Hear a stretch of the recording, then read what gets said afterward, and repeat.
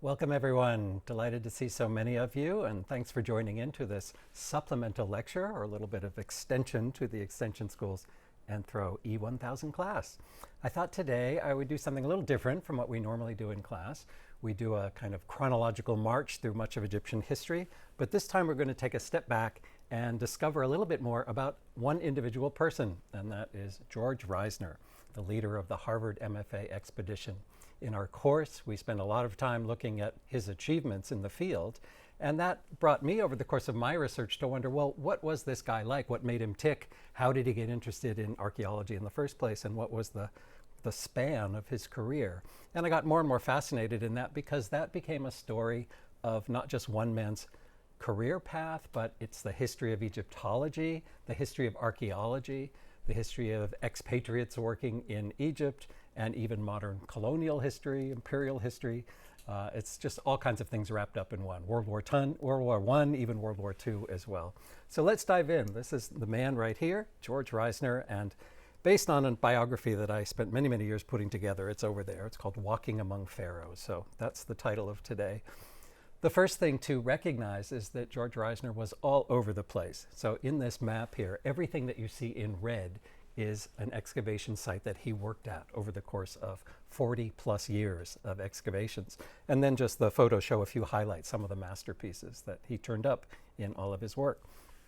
Primarily in Egypt and Sudan to the south, but with one little excursion in 1909 to 10 into Palestine as well. This is arguably the most successful archaeological expedition ever mounted in Egypt and Sudan. And just to give you an overview of the site names, here they are. The Egyptian ones are in blue, the Nubian ones are in yellow, and as I mentioned, the couple of seasons in Palestine, that's the one in red. These are more or less in chronological order, but the expedition jumped around a lot, depending on whether a war was on, depending on whether the weather was too hot to be too far down south, or how many people he could afford on his staff so he could dispatch different people to go to different places. But through it all, the headquarters was up at the famous Giza pyramids, just west of modern Cairo. And when you're working at the pyramids, then everybody comes by to visit. So in the course of his life, George Reisner rubbed elbows and shoulders with all of these people. There are presidents and kings and celebrities and politicians and other archaeologists and world leaders and you name it. So it's a pretty rich story just in terms of trying to follow the people that he came in contact with. So as I tried to learn more and more about this man and how he was responsible for the great collections here in Boston at the Museum of Fine Arts, to a lesser extent here at Harvard at the Peabody Museum, I got interested in what made him tick. And so I wanted to know about his personal life, where he came from, how he got into these ancient history fields, why the ancient world, and eventually why Egyptology, and why digging, why archaeology, when so many people were studying just ancient languages at the time. What was his impact on Egyptology and on Nubian studies as well?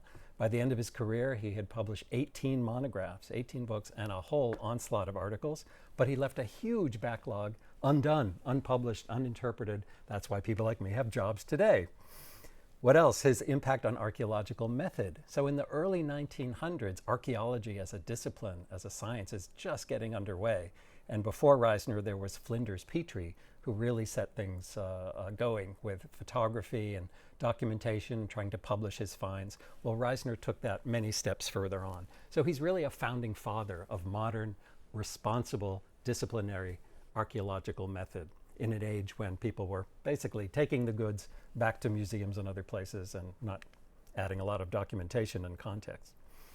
He was operating in a tumultuous environment. So Reisner's an American, born in 1867. He's working in Egypt and Sudan. And you have to remember that since 1882, the British are actually running the government, controlling the politics in Egypt, and the French are running the Antiquities Service. So an American working in Egypt, British control, French Antiquities control, and of course the Egyptians yearning for their own independence underneath all of this. So it's quite a bit of challenges. And among the challenges in archaeology and many humanities fields, of course, is money.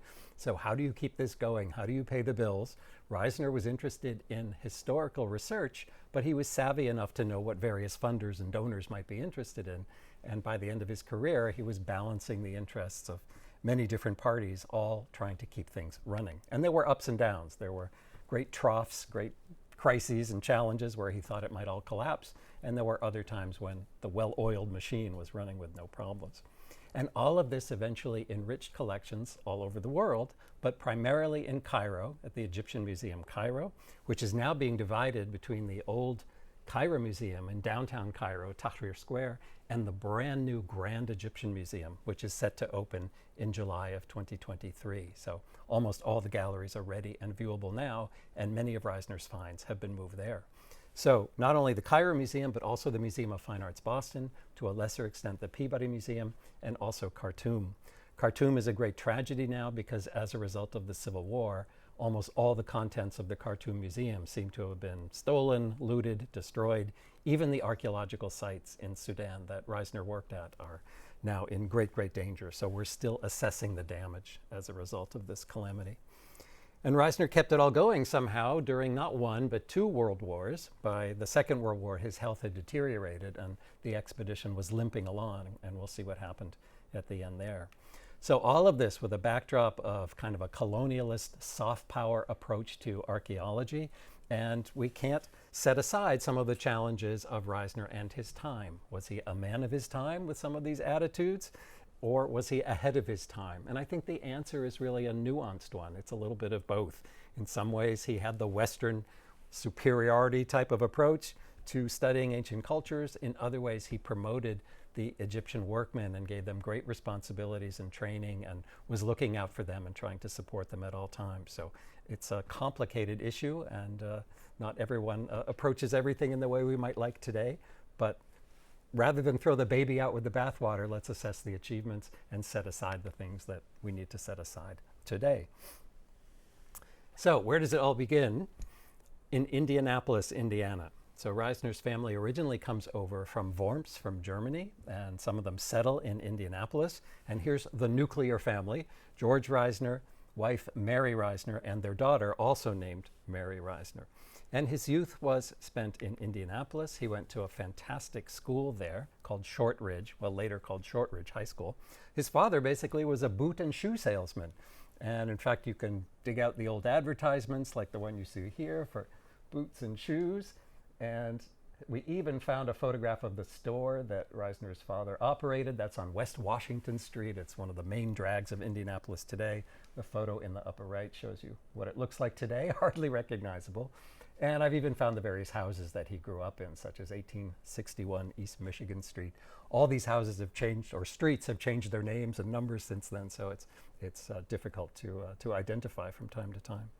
The tragic thing about this particular house that I stumbled upon in a newspaper article in 1883 is that his mother, suffering from various types of postpartum depression, we think, or bipolar problems, had actually come back to that house and was quite suicidal. She was convinced that half the world's population was going to hell and nothing could be done. And so after some failed attempts, she unfortunately succeeded in escaping her caregivers, running out the second floor window and hurtling herself to the ground, and she died instantly.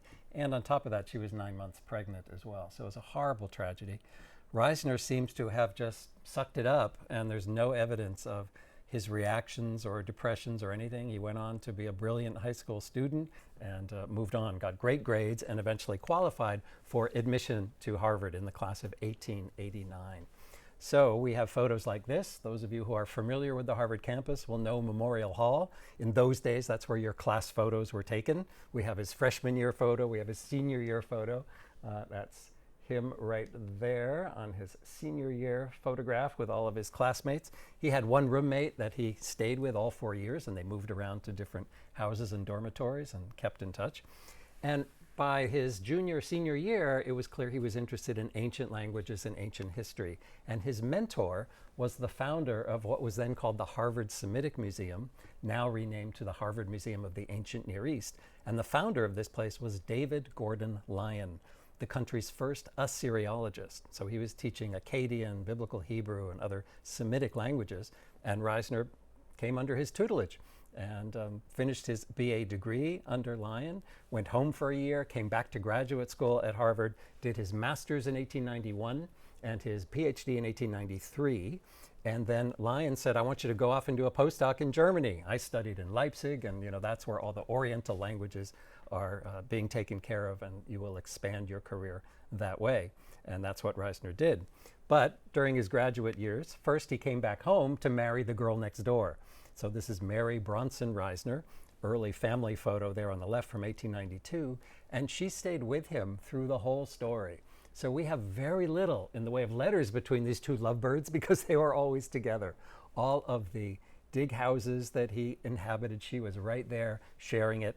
And in fact, the big gap in my knowledge and data is what about all of her letters home to her many brothers and her parents, detailing what life was like on an archaeological dig in all of these different desert environments and mud brick houses and tents and things. But she contributed right there along the way and was faithful spouse all the way to the end, and in fact beyond. He predeceased her. Well, thanks to all of the wonderful documentation that has turned up in my researches, we have diplomas, we have Reisner's BA, we have his MA and PhD. These are big official looking things. They're signed by Harvard's president at the time, President Charles Eliot, arguably the greatest Harvard president. There he is. You can see they're wrinkled, they're insect attacked. I think these must have lived up at the pyramids with Reisner through the 40 years or so of his career, and then with relatives they came back to the States and eventually into our possession. Well, after all of that Harvard work and the MA and the PhD, he goes off at Lion's suggestion to Germany, and this is a postcard that he and Mary saved from the Friesland. That's the boat, the first trip they took across the pond all the way to Europe, and everybody on the boat signed it for him. And this is from July 8, 1893, and we still have this. So it's a great personal touch to this story. And in Berlin is where Reisner landed, and with all of these professors in yellow, you can see the languages just expanded and expanded. So up to this point, it's got nothing to do with Egypt. There's no Egyptology at Harvard. He was studying Akkadian. He was writing his dissertation on case endings and verb endings and things in Akkadian. And now he's studying Arabic and Syriac and all of these other languages. But in Berlin, he also met the great Egyptologists of the day, Adolf Ehrmann and his star pupil, Kurt Zeta.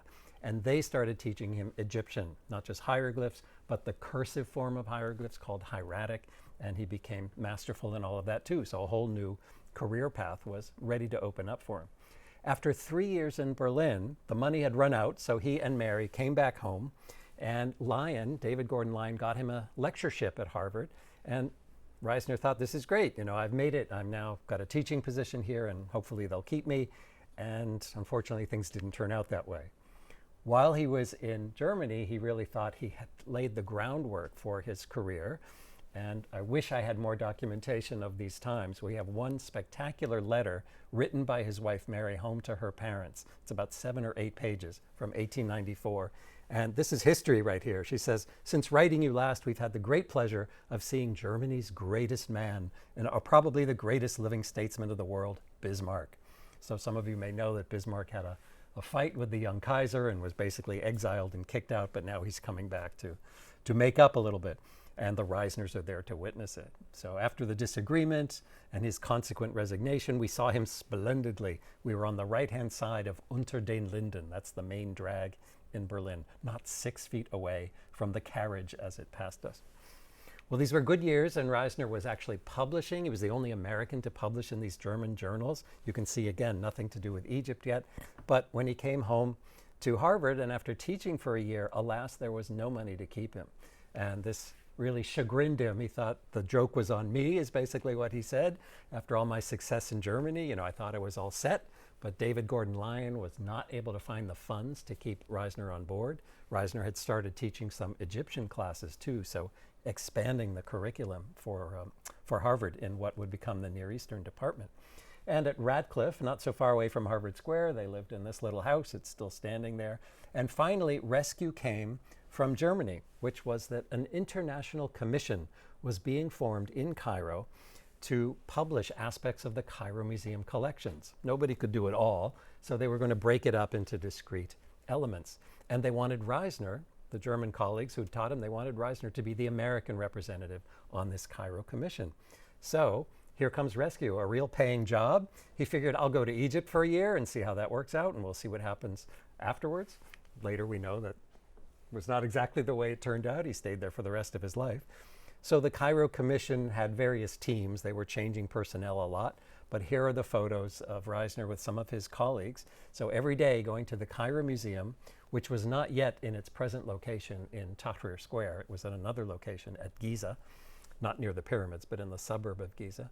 And he worked away. He did books on Egyptian amulets, did a wonderful one on models of ships and boats, another on canopic jars that hold the internal organs of mummies. But I think what really drew him to this position was the offer to deal, and nobody knows this either, to deal with the famous Amarna tablets in the Cairo Museum.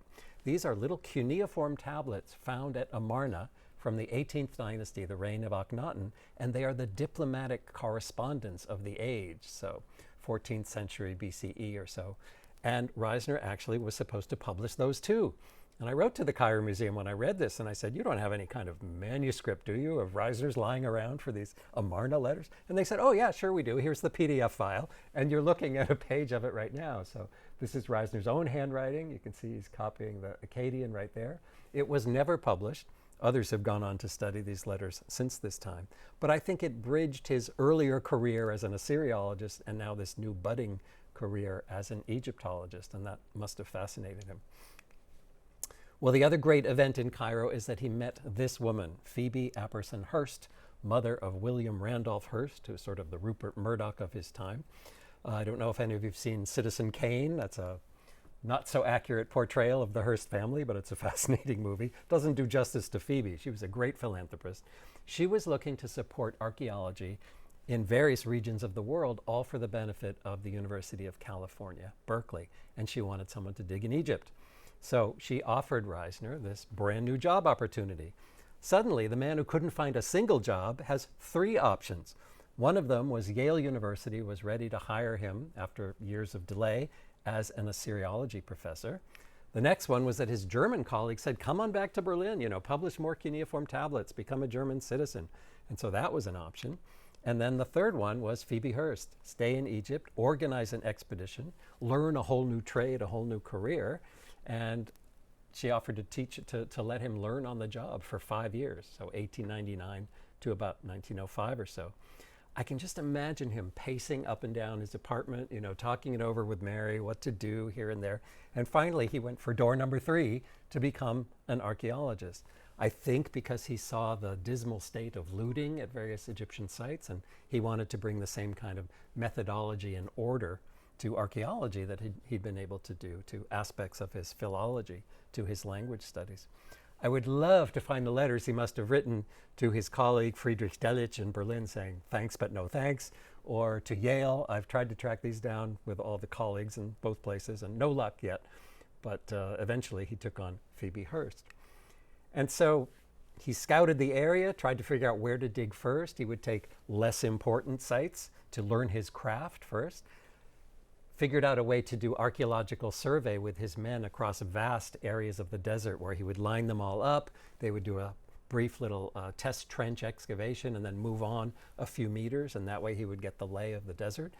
He hired workmen from the town of Kuft, and this is a great tradition in Egyptian archaeology. So Kuft is a village in Upper Egypt, and Flinders Petrie had started this position or tradition by bringing on skilled laborers who then learned this archaeological craft, and they became the foreman, or the rais in Arabic, and they would handle and organize the rest of the men and make sure everything was on the up and up. So Reisner teamed up with one particular family called the Duraz family, and one of them started as a young camera boy. You see him here, Sayed Ahmed Sayed Duraz, and his children eventually continued in his path and worked for Reisner all of their lives. But Sayed was really quite a special case. He grew up, learned photography, became a rais, and eventually he could solve any problem. He was the fix-it man whenever Reisner had some problem, and he ended up organizing the men, solving labor disputes, figuring out how to move gigantic, colossal statues across the desert and crate them up, or huge sarcophagi, keep things going. It was just an amazing partnership between the two of them.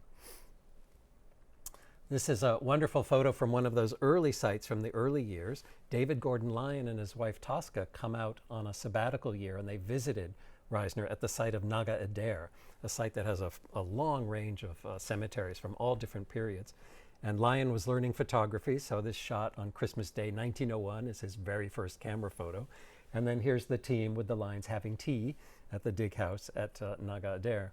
You'll also see this fellow named Albert Lithgow here. He'd gone to Harvard as well and was sort of a protege of Reisner's, and he became the first curator at the Museum of Fine Arts. So here in Boston, we had the first Egyptian department, Egyptian collection at a major museum, and Lithgow was the first curator from 1902.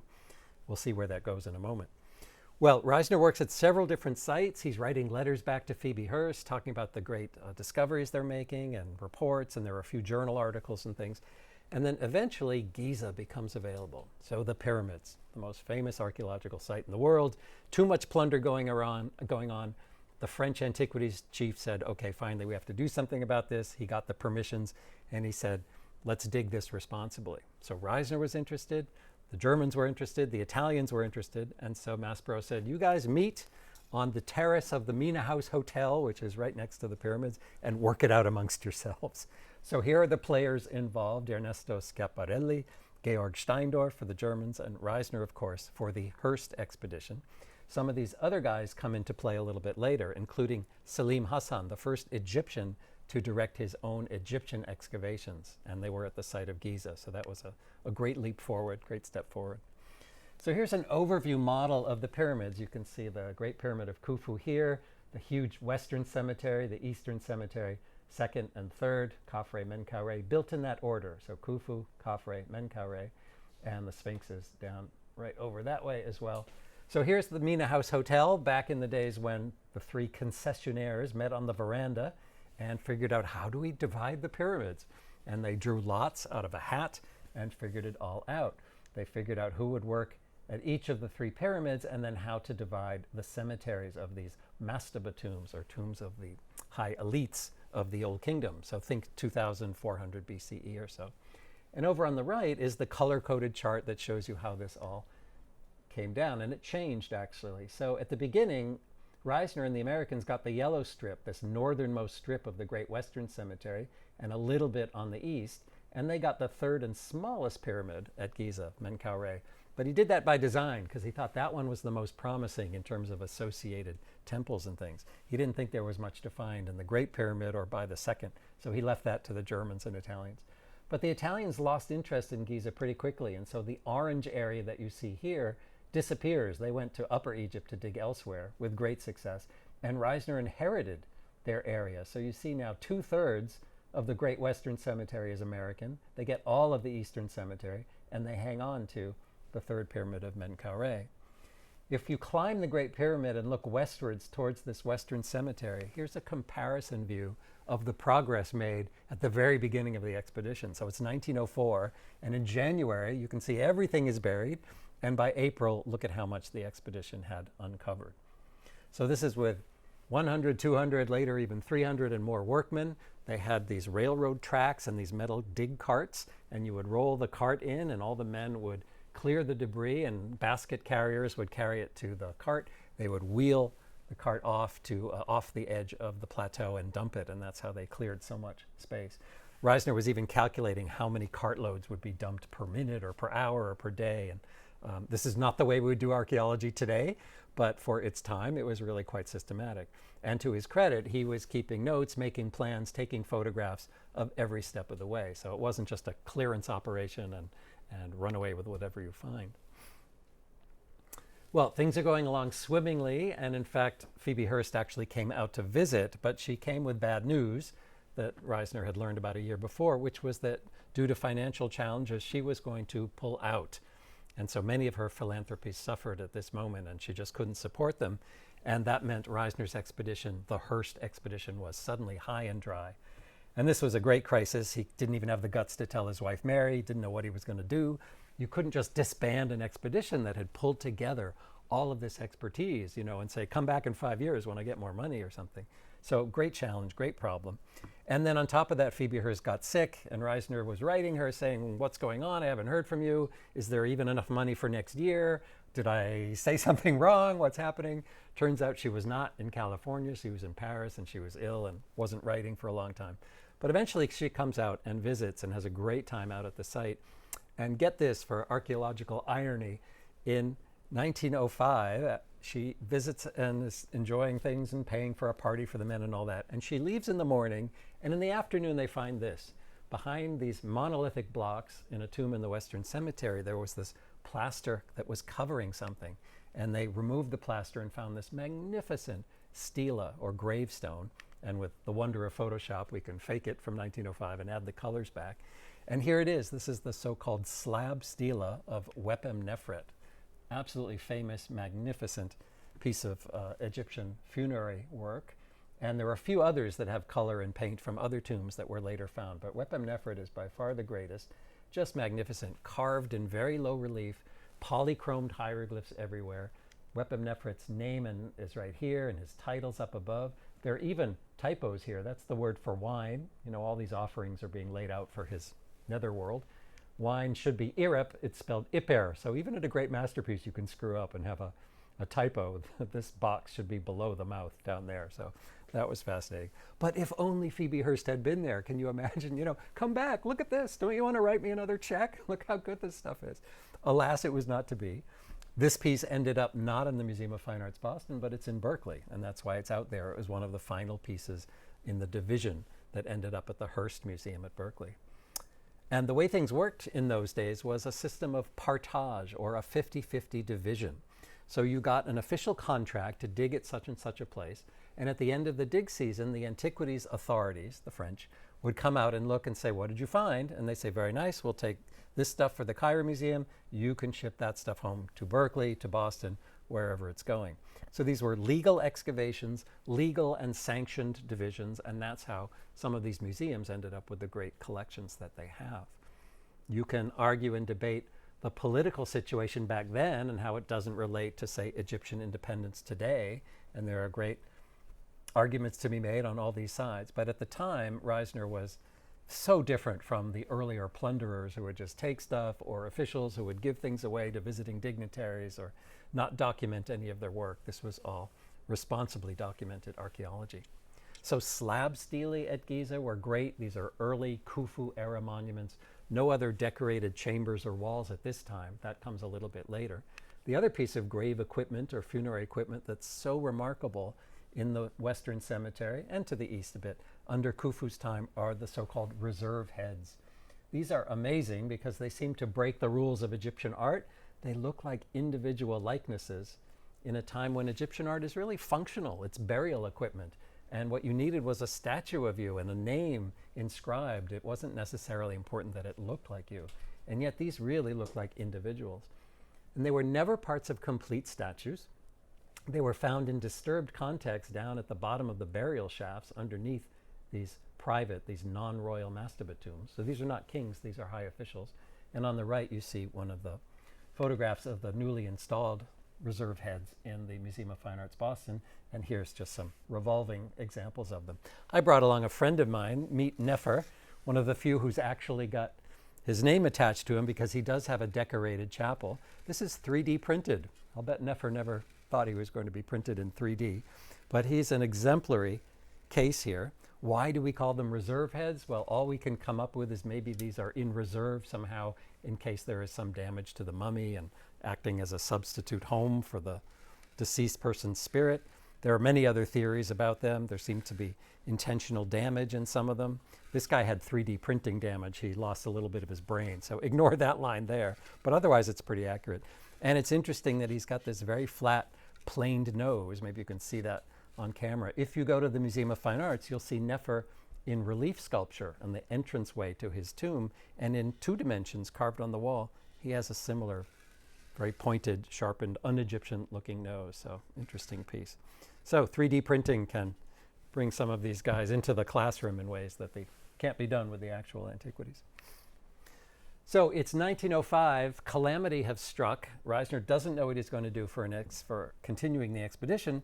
And his assistant, Albert Lithgow, says, well, I'm heading back to Boston. Let me talk to the Museum of Fine Arts, where I'm curator, or maybe Harvard, where I used to study like you, and see if they can take over or we can do something. So all of these guys have what I call the summer of intrigue of 1905. Some of them represent Harvard, like President Eliot. Others represent the Museum of Fine Arts, like Gardner Lane. David Gordon Lyon is in the middle, trying to protect his protege Reisner.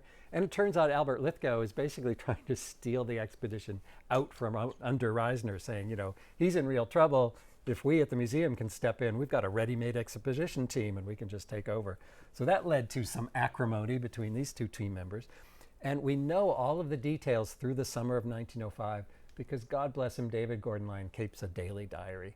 One book for every year. We've got about 40 or 50 of these books in our archives here, and he details all the meetings back and forth across the Charles River with the MFA officials, the Harvard officials, who's up, who's down, Reisner trying not to get shafted in the process. And eventually they work out what's called the Harvard University Boston Museum of Fine Arts Expedition. And there's a formal agreement, a contract. And guess what? It's good for 1 year. And Reisner continued for another 40. So it was basically a gentleman's agreement. And there was no need for another signature, I guess. It just kept on going after that. So 1905 is quite a historic time. And eventually all these dates show you how the expedition jumped around after morphing from the Hearst expedition way out here in the Western Cemetery, and then the Harvard MFA expedition. They keep going here, and then they jump over to Menkauret and find things here and also there. And then much later they move to the Eastern Cemetery. The pyramids are not just standalone pyramids, but they have temples associated with them. And so there's a pyramid temple and then a long causeway, and then they end in a valley temple. This is all for the king's cult and burial ceremonies and things.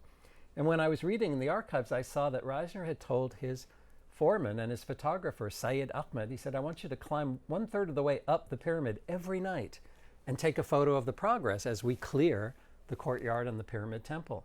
So I thought, that's a time-lapse movie. And I put all the glass plate negatives together. This is way too fast for you to see it, but in nice slow motion, it really shows the 1906 to 1907 clearance of this pyramid temple. And amazing things were found in there. The most amazing thing was this, found in 3 pieces in 3 different locations, the colossal statue seated King Menkauret. Maybe this was the major statue in the sanctuary in the back in the Holy of Holies. It's been restored and reconfigured with a lot of modern restoration over the years, and this is how it looks in the Museum of Fine Arts today. Well, money was running tight again after a while until the expedition was saved, this time by the British, when Captain Lyons, no relation to Harvard's David Gordon Lyon, but he's running various engineering projects in Cairo, and the British have decided to raise the Aswan Dam again. And that means the area behind it is going to be flooded, and they needed to do salvage archaeology. So Lyons comes to Reisner and says, can we use your expedition to go explore this area before it all becomes submerged? And they had tons of money, and Reisner said, great, you're saving the expedition once more. He got permission from the authorities back in Boston, and he took the whole expedition down to what's called the Archaeological Survey of Nubia. And they found thousands and thousands of burials. He got fascinated with Nubia, wondering who are these people. He brought in anatomists to study the bones and things, and cranial studies, for better or for worse, come into play, and some of the interpretations of indigenous peoples and superiors and inferiors and all of that.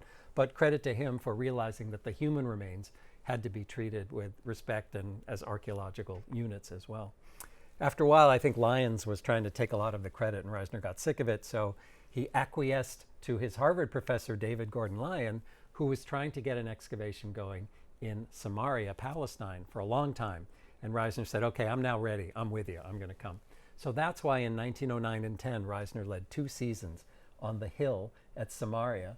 And he had the assistance of some great colleagues, and they did phenomenal work here. You can see in the eventual publication all the different color coding for the different phases and all of this. It was tough work because the villagers around were always looking to get ahead and exploit and overcharge for the use of fields and things like that.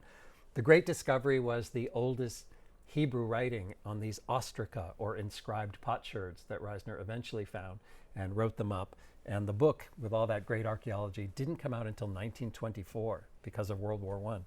But this was a great find. What's amazing to me at this time is that Reisner is running 3 different expeditions. The Archaeological Survey of Nubia is winding up. He's going to Palestine, and that's him right there in the pith helmet. And he's continuing the work at Giza in the temples, moving at this point from the Pyramid Temple of Menkaure to the Valley Temple of Menkaure. And this was really a spectacular piece of work. This was so complicated. It had been a temple, unfinished, completed by Menkaure's son in a different material, then inhabited, filled in, and sort of that courtyard just became choked with magazines and grain silos, maybe even dwellings. But in these excavations, Reisner found some of the greatest royal statuary from the Old Kingdom of Menkaure. And you see all the different things here. Many of them in Boston, many of them in Cairo, some of them moving to the Grand Egyptian Museum. Among them, 4 amazing triads of Menkaure, the goddess Hathor with the sun disk and the horns, and a provincial deity. 1 went to Boston, 3 are in Cairo, but actually that's not the way it was at the beginning. It was a 2-and-2 division because remember, partage, a 50-50 split.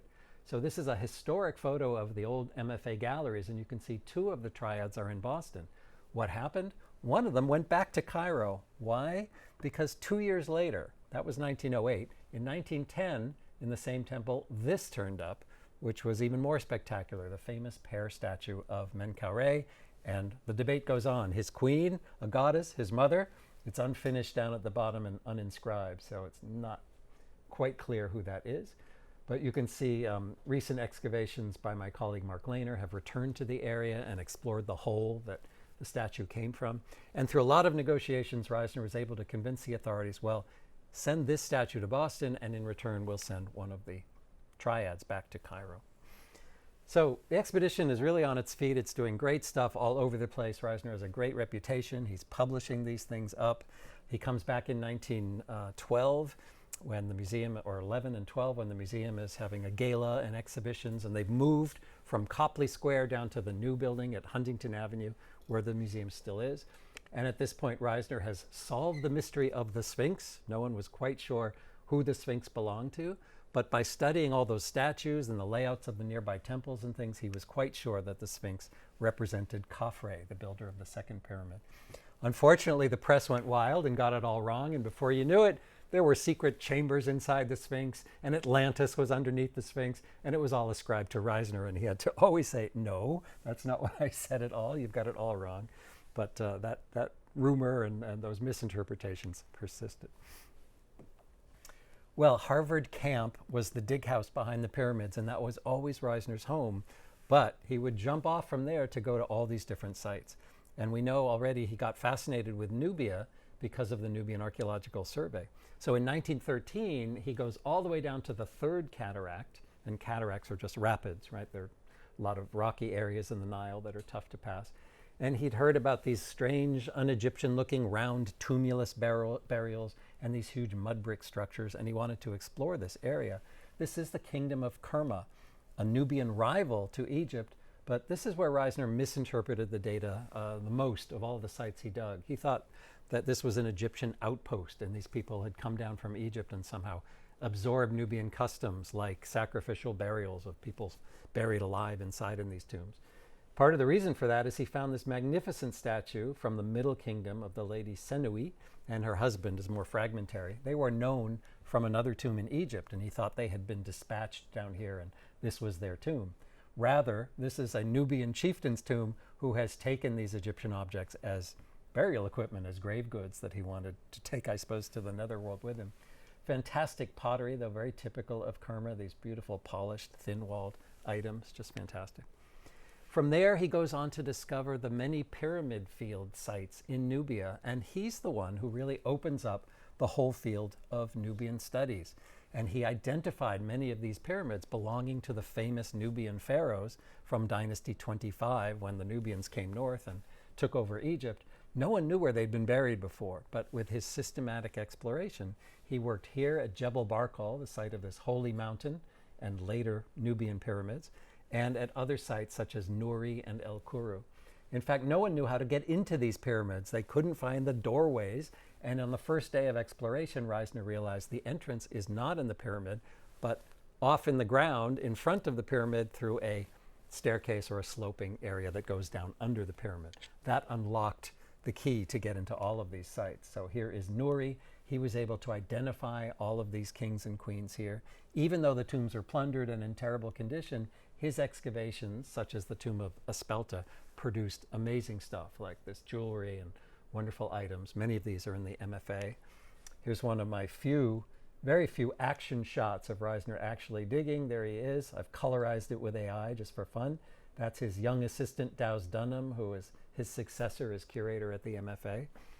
And another colorized shot shows the dig camp at Nuri with the pyramids in the background. And all of these items are hundreds and hundreds of shabtis, or funerary figurines, from the royal pyramids that are meant to do service for the deceased in the netherworld. Hundreds of these are now at the MFA in all different materials and sizes. Another Nubian site with pyramids of famous Dynasty 25 pharaohs is El Kuru in the Sudan, and two of them have painted, beautifully decorated burial chambers. You can see they've absorbed Egyptian traditions and customs, but with a Nubian twist. All the way down south, the furthest south site of pyramids is Merowe. That's much, much later than Dynasty 25, much later than 8th century or so.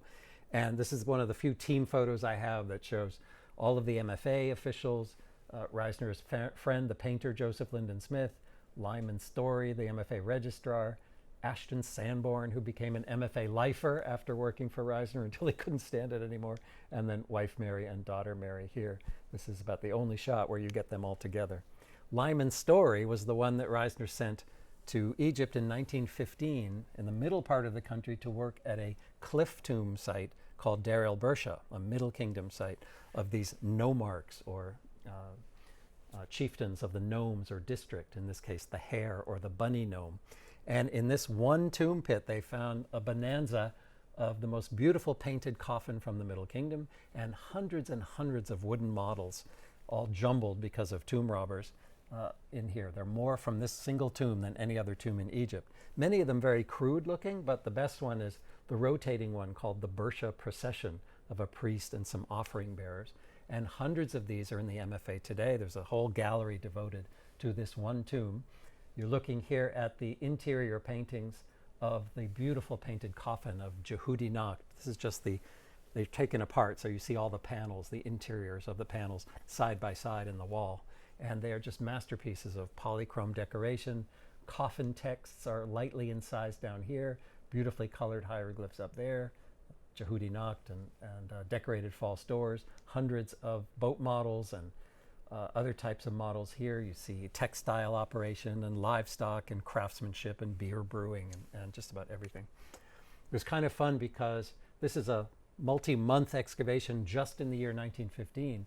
And you see that meter stick from the excavators? That's how you get a scale into the photo. Well, a Belgian mission has taken over this site in recent decades. And in 2018, sitting in the corner of this pit was the very same meter stick left behind by mistake, I think, by the Harvard MFA expedition.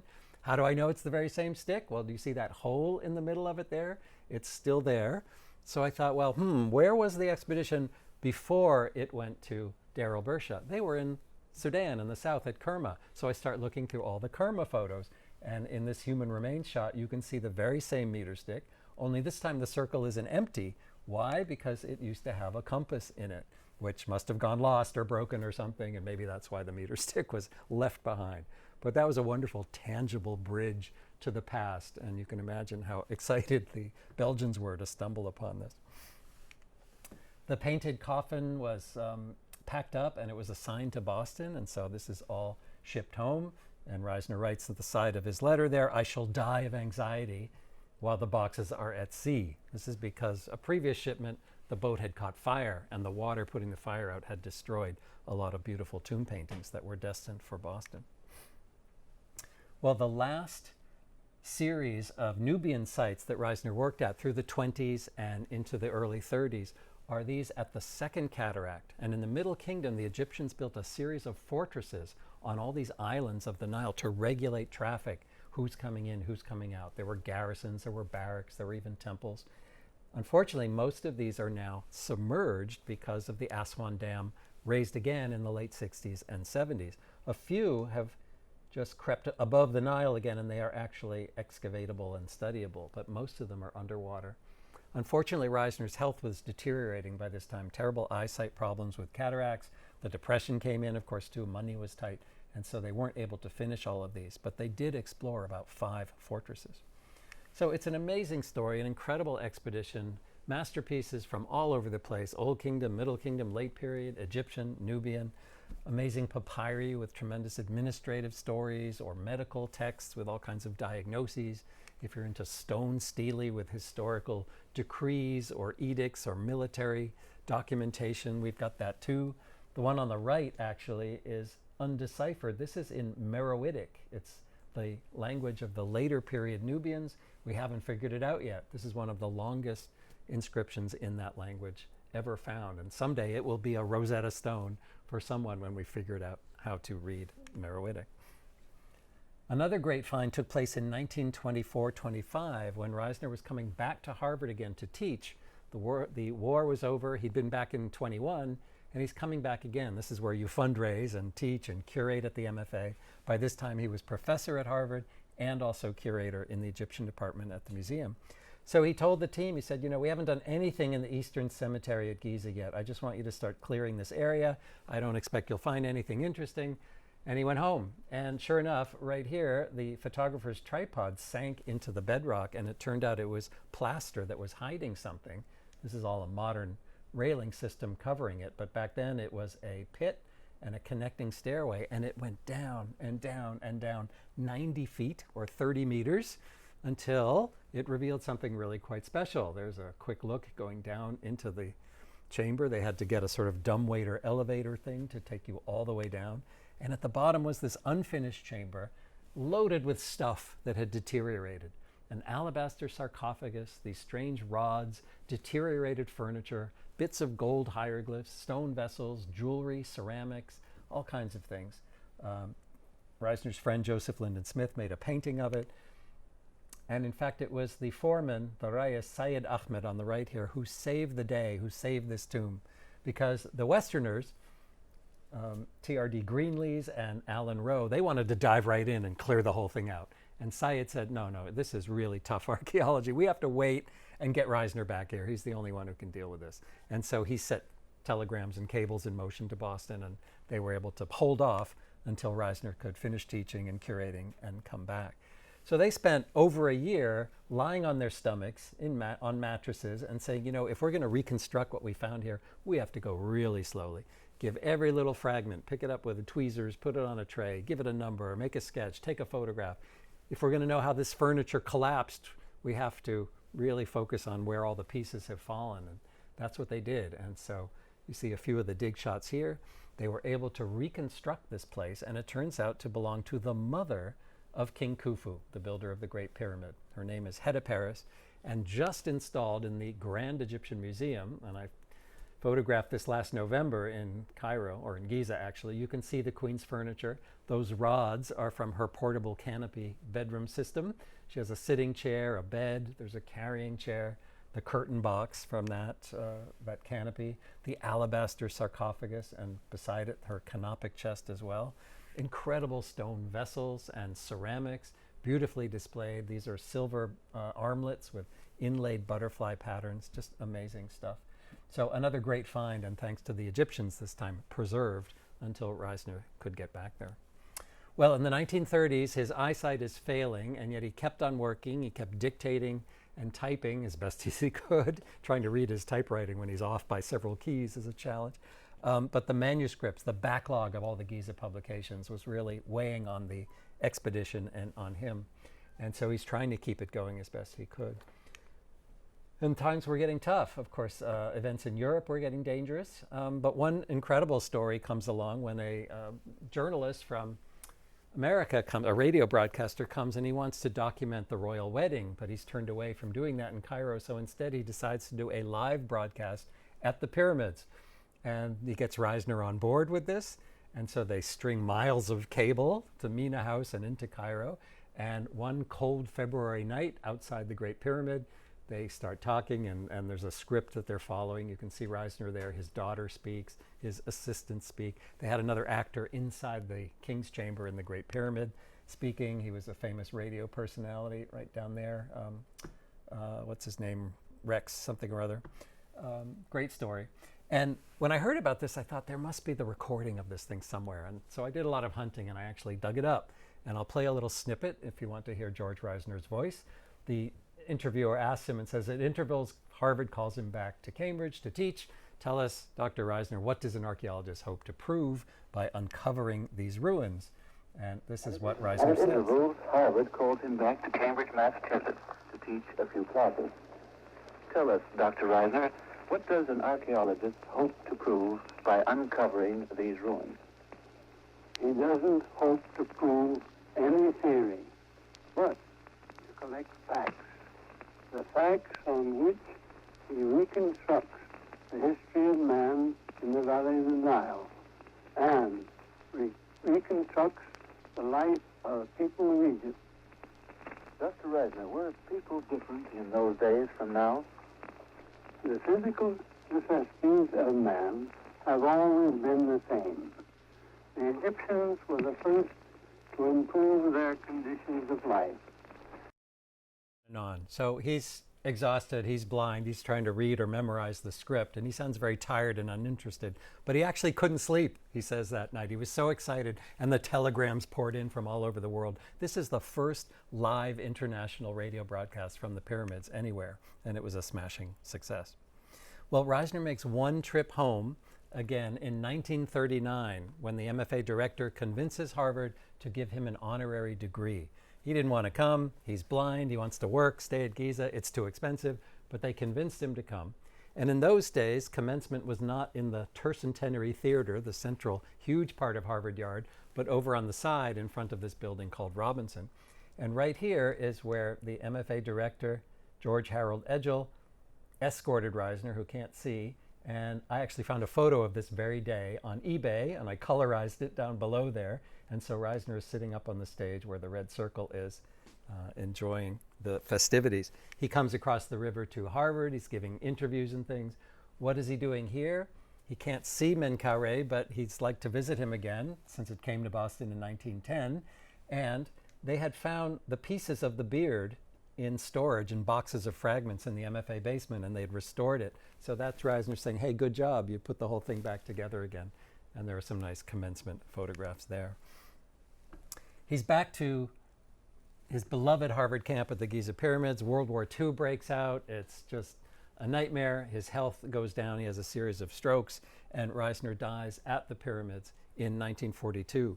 The year before, he had actually sent the two Marys back home to New York. They have a circuitous trip to get back to America, so he never saw them again. And that was the end of his life, and he's buried today in an American cemetery in Old Cairo. So you can still see some of those debris carts around Giza. The Egyptians used them on some of their projects. And his gravestone was recently restored, and we had a nice ceremony to celebrate that in the American cemetery. I gave a little speech to go along with it, and it was a touching ceremony. Most of the objects went to the Museum of Fine Arts Boston, the 45,000 glass plate negatives and diaries and all of these things. And from that, we started something called the Giza Archives Project. And there's a website, and all those materials are online. Harvard got some things, mainly Reisner's detective novel collection. This was his only avocation. The only thing he enjoyed doing outside of archaeology was reading detective novels, and he had about 2,000 of them. And I went out to see them all in the storage depot at Harvard's library collection. They have great titles like Who Cut the Colonel's Throat and Murder Island. And why are they so cool? Because he graded them. If you open all the pages, they'll have things like this, A-, and his secretary says, he says B+, but he enjoyed it until the end, which was poor. So I was trying to get a handle on what he enjoyed, which books he liked, how many authors he had multiple copies from. The Screaming Skull, I love that title there. So that was great fun.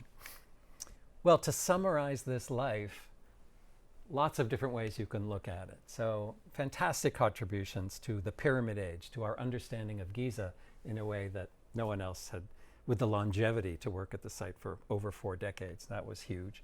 He also opened up the whole field of Nubian studies. There are now Nubian expeditions, well, there were expeditions before the Civil War, all up and down the Nile in Sudan. There are journals, there are international conferences. So it's not just an offshoot of Egyptology anymore, it's really its own field. He modernized archaeological documentation, the diaries, the notes, the plans, the photography, the publications. He had it all going. He really had a system. And he was training his Western assistants, sometimes students from Harvard, sometimes elsewhere. Sometimes they were Americans, sometimes they were British. And many of these went on to their own careers, not just in Egypt, but all over the Near East, or even in the New World as well. They became directors of Museum of Natural History in New York, or the Penn Museum in Philadelphia, or the Wadsworth Atheneum in Connecticut, for example. And not just Westerners, he was training his Egyptians as well, not just the foremen, but all these teams. And they went on to become the foreman in many, many other digs in the Near East and also in Egypt. So he had an effect, a concentric circle, a ripple effect on archaeology in a way that just isn't documented, because many of these people have not written down the records of their activities. He misinterpreted some aspects of Nubian culture, indigenous African civilizations. He always thought they had to be emigrating Libyans or Egyptians who had gone down there, because how could the Nubians have such a great civilization? That's something we correct today.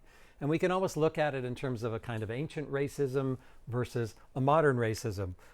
The ancient racism is really the Nubian achievements that he never could quite wrap his head around and give them equal weight with the Egyptian achievements. The modern racism, though, is a little more nuanced, which is that he's on the side of his Egyptian workmen, as opposed to the educated classes in Cairo.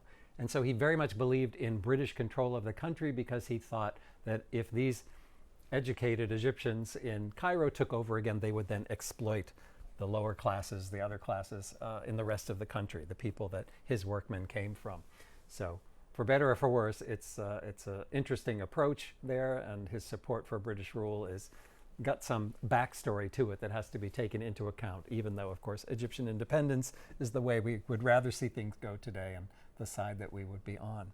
But put it all together, you have a fascinating life, great discoveries, enrichment of museum collections all over the world, tremendous publications and scholarship, and beautiful art masterpieces and historical contributions to Egyptian chronology and history. And when you put it all together, it makes for a pretty fascinating first half of the 20th century. It still got me interested and got me into modern Egyptian history in a way that I'd never spent time with, because for me it was all pharaohs and hieroglyphs. So this has been a lot of fun too. With that, I think we can wrap it up. So thank you all for joining in, and thanks to the team here with this fantastic studio and the great job you've done putting all of this together. It's made me feel right at home. So have a good weekend, everyone.